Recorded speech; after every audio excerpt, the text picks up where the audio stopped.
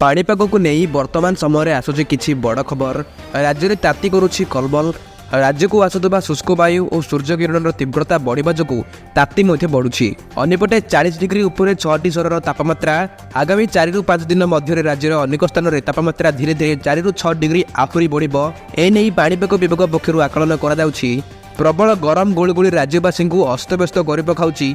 या सहित रातिर तापमात्रा जहाँकि उष्म रात्रि मध्य वृद्धि हेबा नहीं आज पाणीपाग विभाग केन्द्र पक्षर जारी कराଯାଇଛି। एपरिक दिन 11टा पर श्रमिक मानक काम करने को मना कराଯାଉଛି।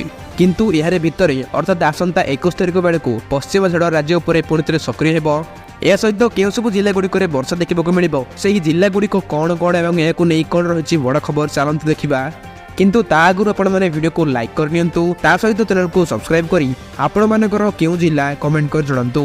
सारा राज्य में आज सकाळु ही तापमात्रा बढ़िबार लागिछि। राज्य में तातीर प्रकोप मध्य देखाइलाणी।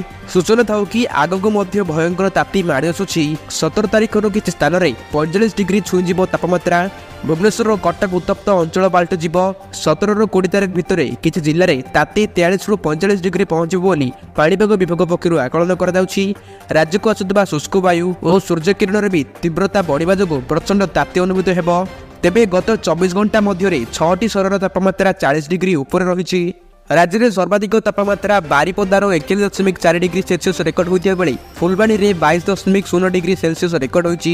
राजधानी भुवनेश्वर में 41.2 ता सहित ट्विन सिटी कटक में 41.8 डिग्री सेल्सियस तापमात्रा रेकर्ड कर।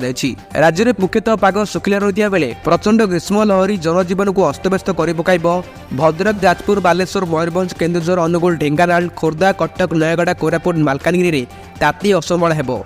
तेणु सब जिला गुड़ी को पाणीपाग विभाग पक्षर येलो वार्निंग जारी कराଯାଇଛି। आगामी 4 दिन में तापमात्रा आहरी 4 डिग्री बढ़िपे।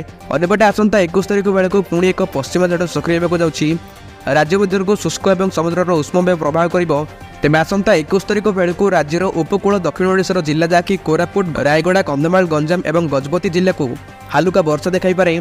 22 तारिख बेलू प्राय उत्तर पश्चिम जिला गुड़िक जहाँकि बरगढ़, झारसुगुड़ा, सुंदरगढ़, केउंझर और मयूरभंज जिला को पाणीपाग केन्द्र पक्षर सतर्क सूचना जारी कराଯାଇଛି। सहित आसंता 23 तारिख बेलू बरगढ़, झारसुगुड़ा, संबलपुर, देवगढ़, अनुगुल, सुंदरगढ़, केउंझर, मयूरभंज और बालेश्वर जिला को पाणीपाग केन्द्र पक्षर सतर्क सूचना जारी कराଯାଇଛି।